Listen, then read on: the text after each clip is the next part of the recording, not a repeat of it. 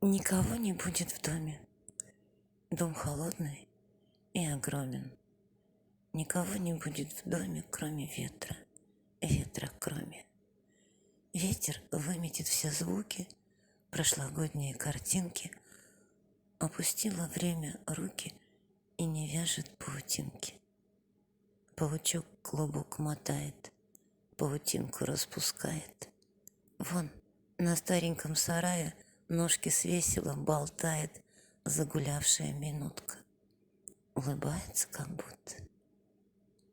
Непроклюнутое утро между будущим и прошлым рассыпается горошком разноцветным, разномастным, и несказанное «здравствуй» наряжается напрасно, потому что в доме холодно и пусто.